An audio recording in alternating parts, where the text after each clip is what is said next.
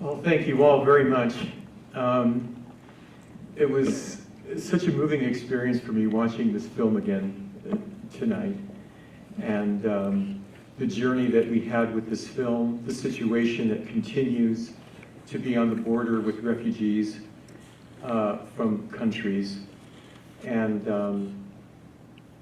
it really hurts me that the film, in a way, is still so relevant to today and the situation that is going on with the border. That's where I'm from.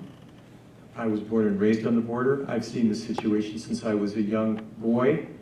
And a young boy of 6 years old, I remember I have family in Tijuana and in San Diego. We used to go across the border all the time, several times a week when I was growing up. And I saw this situation, and that's where the idea of El Norte was born. From a little boy wondering, why does this situation exist? And that became the film El Norte, and the situation continues to exist. And thank you all very much for coming this evening. Before we start the questioning, I do want to say one thing, because obviously over the 40 years that this film has been, I've seen many screenings of the film and all over the world.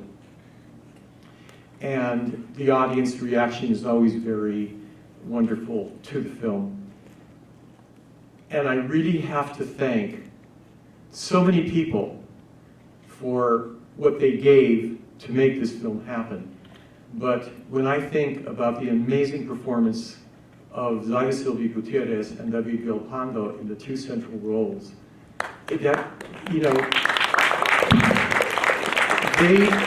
they really make this film, because people fall in love with them and they gave their heart and soul to it, and their performances are so amazing. And Zaida, she turned 20 years old when we were filming this, and I have never worked with any actor who's so naturally gifted as she was. Her performance, every time I watch it, it's stunning. And so I really want to acknowledge them, because they really made this film live for the audience. Thank you. It is every bit as great as it was the day I saw it decades ago in Telluride, Colorado. It's just incredibly beautiful and heart-wrenching film. I can't say enough about it. There's so many people. I'm a compulsive credit reader, so I'm looking at names like James Glennon, Yes. who photographed it, and who died much too young. He was amazing, and his work on this film is absolutely stunning, especially when you take into consideration that we had one camera and just a crew of 5 people. The work that he did to bring the images that you see in the film is stunning. And you're right, he died very young. He would have become one of the great cinematographers without question. He shot a lot of Alexander Payne's first films. He was just tremendous. And he represents also kind of a through line of film history that I always love to ponder, because his father, Burt Glennon, shot films for John Ford and Cecil B. DeMille. Yeah, his father shot Stagecoach. Yeah. And he brought so much knowledge and understanding to the making of this particular film, and under the conditions that we had to make the film. It was really remarkable. And just one note about the cinematography in the film and the lighting in the film, because I'm a great believer that everything affects the audience emotionally.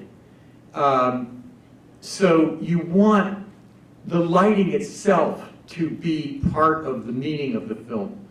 So one of the things that I really wanted was that the world that Rosa and Enrique come from in the village is a world with no electricity. It is a world that is entirely a light of candles and kerosene. And they don't encounter electric light until they come to the United States.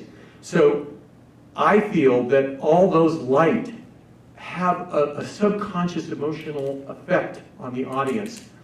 So electric light trying to simulate candlelight doesn't have the same emotional feeling as real candlelight. So the opening scenes of El Norte in the village, they're all shot with candles and kerosene. There were no electric lights used in any of those scenes.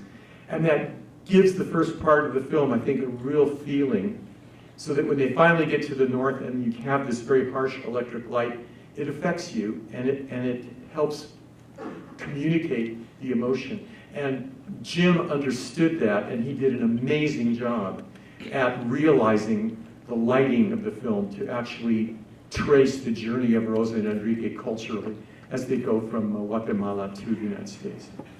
Throughout the whole film, the effect on the audience and your craft in causing that effect is invisible. You know, you just feel it. You feel like the camera is placed exactly where it needs to be for the right moment that it is. And in that, I'm curious as to what your process was creating an invisible filmmaking style that felt so organic. Well, my approach to this particular film was, I'm Latino, obviously, and I was telling a Latino story, and I wanted it to be told in our way, okay? I felt that as Latinos, we want to find our own way to tell a story. I didn't want to be imitative. I really don't like this imitation thing, you know, where it's a Hispanic Godfather or a Hispanic love story or Hispanic this or Hispanic that. No, we can't imitate. We have to make our contribution with something original and new. And so I wanted to find a way to tell the story that was true to me, that was true to the people, the Mayan people who are the protagonists. And I discovered that not in movies, but in the great explosion of dream realist literature that was coming out of Latin America at that particular time. The novels of Gabriel Garcia Marquez and the novels of Miguel Ángel Asturias, the great Guatemalan writer who is really the principal inspiration, Hombres de Maíz and El Señor Presidente, Vargas Llosa. All of these great writers profoundly influenced how I wanted to tell this story. And what makes the dream realism of those novels different than anything that's from Europe or Hollywood is the indigenous, the native foundation of our culture. And so I dove into the waters of the great Popol Vuh, which is the Mayan Bible, the books of Chilam Balam, in order to find imagery, ways to tell the story, mixing dream and reality, in a way that was true to the Mayan culture. I'll give you one example. One of the things that Mayan people, and that was used by the Guatemalan army in their genocide against the Mayan people, 250,000 Mayan people were murdered during this period. And when we made this film, we were in the height of that. And one of the things that this film did was to bring awareness to that, because the news of that had been repressed and people didn't know that that was going on in Guatemala. And so suddenly El Norte came out and people went, oh my God, what's happening down there? You know, when you see native people being killed at that level, it was shocking to the audience at the time that the film was released. And decapitation is a horror to Mayan people. And so the decapitation image of the father at the beginning of the movie, and you see this in Mayan mythology, where decapitation is horrifying to Mayan people. So the death of the father was something very powerful, imagistically. But with the disappearance of the mother and her being taken away, I thought, okay, the standard way of doing this is you see the mother at the comal at the beginning of the movie making tortillas, then she's taken and Rosa goes back to her house. There's nobody at the comal, her mother's gone. That's kind of standard filmmaking. And I thought, I don't want to do it that way. I want to find something that will make the disappearance of the mother as powerful as the death of the father. And so in the Chilam Balam, the Mayan books of augury and history, the gathering of white butterflies is always associated with problems in the land. If there's a plague, if there's a war with the Itza, the Spanish conquest, and there was a gathering of white butterflies. So I thought, this is it. She's going to go into the house, the mother will not be at the comal, and it'll be full of white butterflies. Right? This is realism going back to the foundation of our culture with native imagery. So now I wrote that in the script, and Lindsay Law, and I got to thank Lindsay Law. I don't know if Sandra Spielberg is still here, but yeah, Lindsay Law is the guy who greenlit this movie. He was at American Playhouse at PBS, and I got to give a handout to him, you know, because it was like nobody wanted to make this movie. I sent the script around. The rejection letters for this script for El Norte, which was nominated for the Academy Award, were so horrible. They're the worst rejection letters I've ever gotten. I gave them to the Academy Archive. And when they bring the Gold Star student, you know, interns to the Academy, the Margaret Herrick Library, they show them the letters of rejection to all these students saying, don't worry, you know, just because you're getting rejected doesn't necessarily mean, you know. They are the most horrific you've ever read. Awful. But Lindsay Law read it, and he said, I want to do it. Okay? So I love him. But when he read the scene of the white butterflies, and then he saw the movie, he said, I can't believe that you did the white butterflies. He said, that's the kind of thing that you read in the script, but you never really see in the movie because it's too hard to do. So now we get to the practical part of it. You're in production. How do you fill a room with white butterflies? Right? So we're down in Chiapas shooting in Huixtan, this village in the highlands, the Mayan highlands, and I figure, you know, like there's all these white butterflies. That's a real part of the Mayan highlands.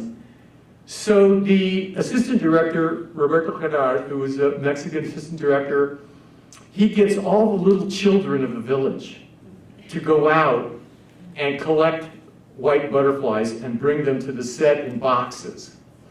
And there are so many stories with this movie, but one of my fondest memories is Roberto negotiating with the kids, paying them $1 for every butterfly. And then it was like, they go, no, you got to give her. I said, no, those are dead. I'm not paying for dead butterflies. I'm only paying for live butterflies, you know?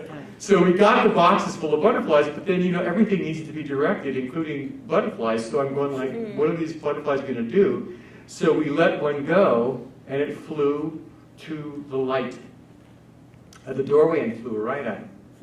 So I went, okay, we're going to position the butterflies here, talking about the camera, so that they fly across camera. They're going to go to the door, but if I need take two? So we put a silk on the door.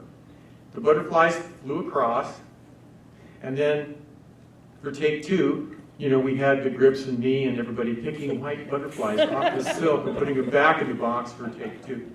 And that's how we got that image.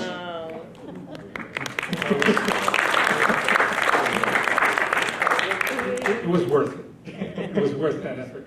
Tell us, because so few people talk about, or perhaps even know about, American Playhouse, and what that is and the role it played in the burgeoning independent filmmaking world.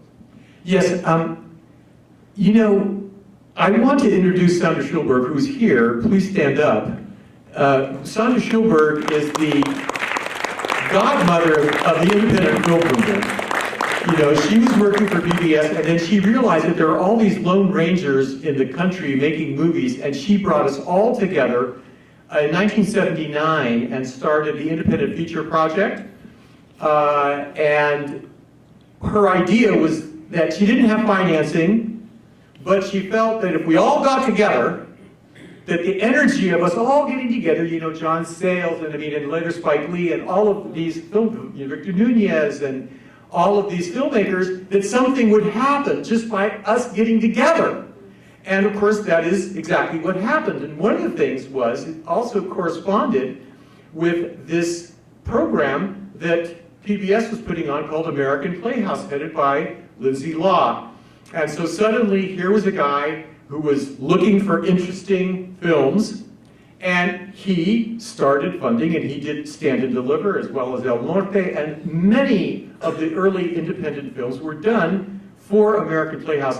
The other person who I have to acknowledge with respect to this was Irwin Young, I was going to ask you. At DuArt Labs, because he would then give us free lab work. So in a way, El Norte was sort of made between the investment that Lindsay Law did from American Playhouse and Irwin Young deferring all the lab costs for El Norte 100%. And so Irwin and Lindsay, they're, I really have to thank them for bringing this movie into reality. By the way, El Norte became a big hit, as I said, and it played at the music hall for a year, and it made a lot of money. And so Irwin said, you're the only independent film that paid me back. Now, when it comes to making an independent film and telling a story, you have to be the one to push it as far as it can go. You talked a little bit about why it was so important to make it. We'd love for you to go in a little bit more detail about that, but was there ever a moment that you had doubt, whether when you were making it, before you were making it, and what inspired you to push through? Wow. Well, I think that's a really good question because, and I get that question a lot. And what I have to say to people is this: if you, as a filmmaker, want to make movies because you want to become rich, you want to become famous, and you want to have beautiful lovers, forget it. Just don't even start. You'll never make it. But if you have something within you, a story that you have to tell, that's burning, that you'll die if you can't tell it. You need that kind of motivation. And I think that all of the great filmmakers that you see, that's what drives them. That they are fueled by this. I said that in the case of El Norte, having been raised on the border, having seen this as a child, one of the things about El Norte, when you see it, it doesn't feel like a documentary. It doesn't feel sociological. It doesn't feel like a numbers thing. The essence of that film is this childlike viewpoint of this, right? I purposely refuse to put in any politics. I refuse to put in any of that in the film. All of that because I feel that people come to that. What they need is the humanity. And so, a little boy seeing the faces of people trying to cross is what fueled this particular film, and I was driven in order to do that. There was an incident that happened because this is the first film I made out of film school. The other feature I made was my thesis film at the UCLA. I'm not sure I should mention that here, but so I was out of UCLA and starting to try to have a career as a filmmaker, and I was invited by some friends in Westwood, and they were liberal, and they were Democrats, and they were all this kind of stuff, and I went over for dinner, and the woman, my friend, she had this Los Angeles Times, and she says, "Look at this," and I looked at it, and it was a map of Los Angeles, and you see this blotch, which is like the Hispanic population of Los Angeles, like in 1940, and then 1950, and then 1980, and it keeps growing, like this black cancer that's like growing through the city. And she said, "Look at it now." I mean, this was 40 years ago. You can imagine what it's like, that black blotch is like today. And I said, "Don't look now. But part of that black blotch is having dinner with you tonight." And she says, "What do you mean?" I said, "Me. I'm, Chicano." And she goes, "Oh yeah, but you're different. You're not like the rest of them." You always get that. And I went, "No, you're wrong. I am exactly like the rest of them. They are me, and I am them." It was the most uncomfortable dinner I've ever had. But when I was leaving, I thought, somebody should make a movie about this. And I drove home. By the time I got home, I went, if I don't do this, nobody is going to do it. And that very night, I started writing El Norte. So dinner repaid you in ways you couldn't have paid for. What? That dinner repaid you in unexpected ways. It's funny because I had an agent at the time. Actually, I'll tell you who it was. It was Jim Burkus, who became one of the most famous agents in Hollywood. And he was trying to get me work writing, because I was a good screenwriter and, doing romantic comedy thrillers and this kind of thing for studios. So I wrote El Norte on spec, and then I took him the script, and he read it, and I went to meet with him in his office, and he says to me, Greg, it's great. It's great. I mean, I know that you're dealing with your heritage, and it's really good, but tell me, what can you do to help me make my payments on my Mercedes? I said, Jim, no, I can't do anything. So I left his office, and I left him, and I left everything, and I went on this 2.5-year quest to get the funding for El Norte, and just focused on that and nothing else for 2 years until we finally got the yes from Lindsay Law, which, it was weird. It came on a Sunday, and I was celebrating my birthday on a Sunday, and I get this phone call from Lindsay Law in New York saying, hey, I want to do this. We're going to make this movie. Wow. So, that was that. I think that if you follow your heart, that is what will show you your path. And will make you see. The Mayan and the Mexica people have this Oline heart, this make your heart your face, that you take what's here in your heart and you put it here. And the minute you do that, you can see. You see your path. And so that was the process of making El Norte for me when I decided I'm not going to try to make it in Hollywood, and I don't give a shit about Hollywood. I'm going to make my heart my face, see my path, and follow it. And that's what you need to do in order to give you the drive to make the films and be successful as you will. And then Sandra Schulberg brought a bunch of people like me together in New York, and we started the independent film movement. and someone, 100%. And I just want to say thank you, because people like you allow for somebody who wants to tell a story independently the possibility to do so. You paved the way for people like me and people in my class, so I just want to say thank you for that. Well, thank you very much. And I have to say that I really feel a tremendous possibility and an opportunity again for independent film. One of the reasons that the independent film movement was successful and that all these new filmmakers suddenly started making these low-budget films and they started to have impact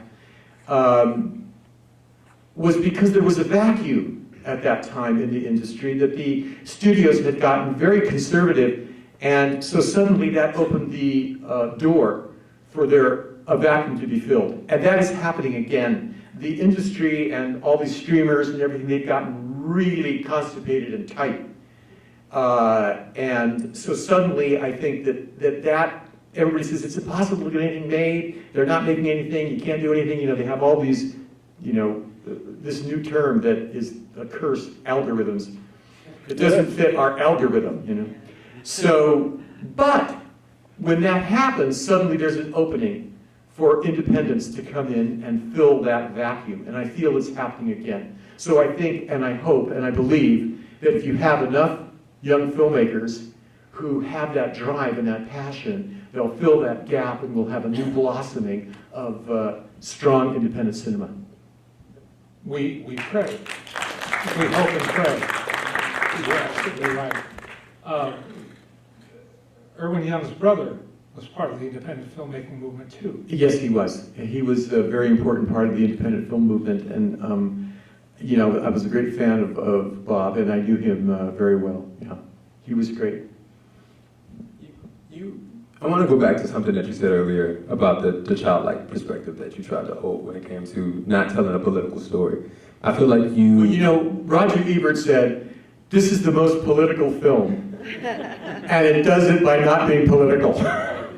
I really, it is, but I really feel that you do better with the political piece by putting all that in the back seat and letting the heart of the piece, the humanity of the piece, because books and newspapers, they give you all the statistics. You don't need to put that in a drama. What drama can do is give a heart and soul to a humanity to the situation you're talking about. Martin Scorsese refers to it as smuggling.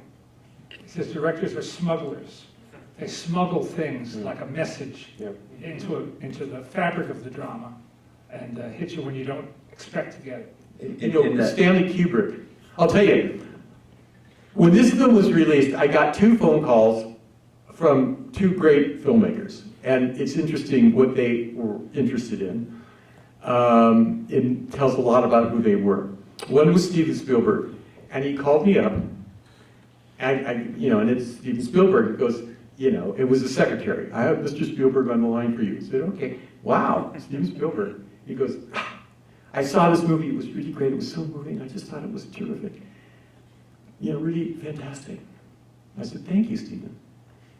How did you do the rat scene?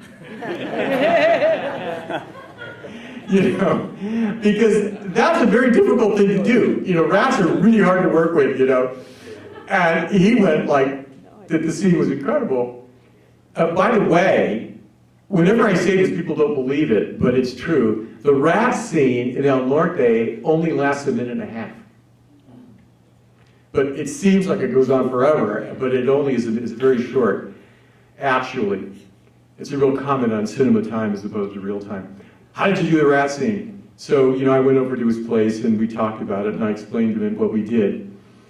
The other phone call I got was from Stanley Kubrick. And he saw the movie and he loved the film.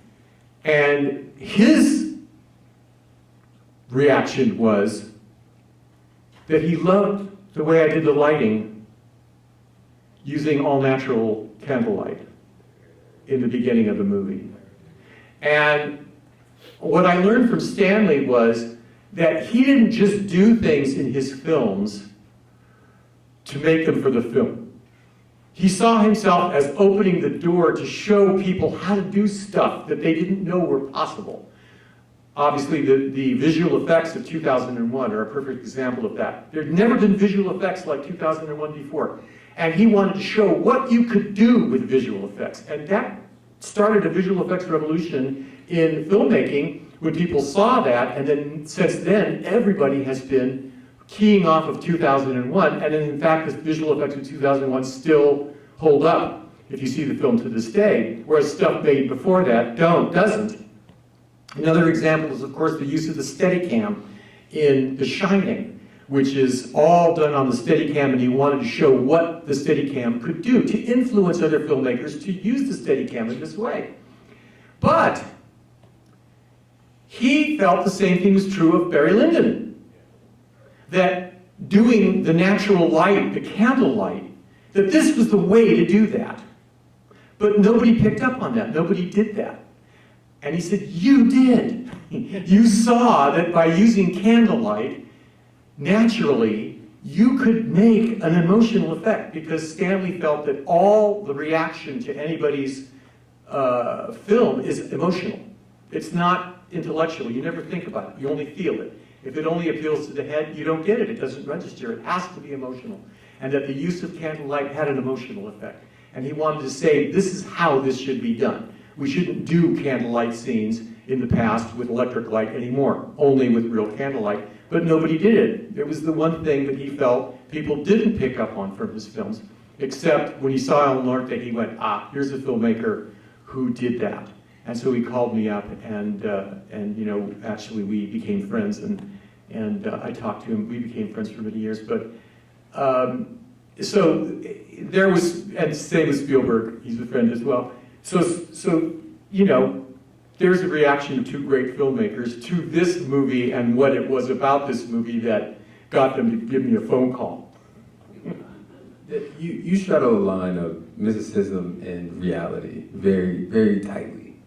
I would love to know about what that looked like in the pre-production process and on set to make sure you didn't lean too far into mysticism and the surrealism. or too far away from what you talked about when it came to that element? That's a really, really great question. And I think that, you have to use your own instinct as to how you balance that out. You have to pick your moments, I think. And one of the things about Indígena culture, native culture, like Mayan culture, is that Mayan people, there's a lot of misconceptions about what native people are like, and one of them is that they're very mystical and airy-fairy, and that is absolutely untrue. They're very practically minded, and I worked very closely with the Canjoval, the Mayan refugee community here in Los Angeles, making the film, and so many things in the film, they come from stories that they told me about, that I brought to the screen. The whole thing about pretending to be a Mexican, that really happened. They told me that. I put it in the movie because I was doing it from their perspective. The whole way that Rosa and Enrique interact with each other, their whole relationship, is just very much based on how I saw Mayan people interacting with people. It wasn't like this strong, silent, native thing. That's a stereotypic cliche that's untrue, all right? Very animated, very down to earth, the most practically minded people that you could possibly imagine. So I wanted to capture that in the film. By the same token, when you're in the Mayan village, Mayan people do not have the same relationship with their dream life and with their waking life that we do. All right? It's very fluid. It's almost like the barrier between the subconscious and the conscious is almost not there with Mayan people. And the interreaction, the interrelationship between the two is fluid. That's why in El Norte, the white butterflies come up, the two ladies appear, right? You never see that this is a dream. The dream imagery in the first part of the movie is perfectly integrated into the lives of the people. It is not until Enrique gets hit on the face when he wakes up dreaming about the puma strangling him, cutting his throat when he's on the bus, that suddenly he realizes he's dreaming. So as they get away from their home, suddenly the separation between dream and conscious and subconscious, dream and reality starts to occur and starts to happen. Because in the North, you see, because the whole culture has to be in a way. It's an organic thing. That's why it was very important to me to have the whole beginning part of the film where you see their life. Because most immigration stories, they don't show that. They just show people once they get here, right? They don't show where they came from. So, to me, without that, you don't understand anything. And that was one of the things that was unique about El Norte that had really never been before. And one of the things that was the most striking about the movie was the whole opening section in the village in Guatemala, their life in Guatemala. What the poverty was like in the Mayan village as opposed to what was poverty like at the border. Because the border poverty is a poverty of being ripped away from your home. Whereas the poverty in Guatemala, in their native village, is part of a multiple thousand-year-old culture. Very different kinds of poverty. So you see different kinds of poverty in the film, and most people just have this association with poverty in Latin America from having been to the border and seeing the cardboard cities, which is really like a dam that stops all these people from who are trying to cross, and so they just make cardboard shacks in fields.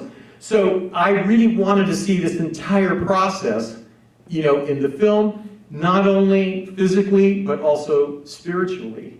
And I think that when you ground it in that kind of reality, then you automatically, suddenly get the right balance that you need between those two things, and you don't make native people, airy-fairy, mystical type people, because they're really not.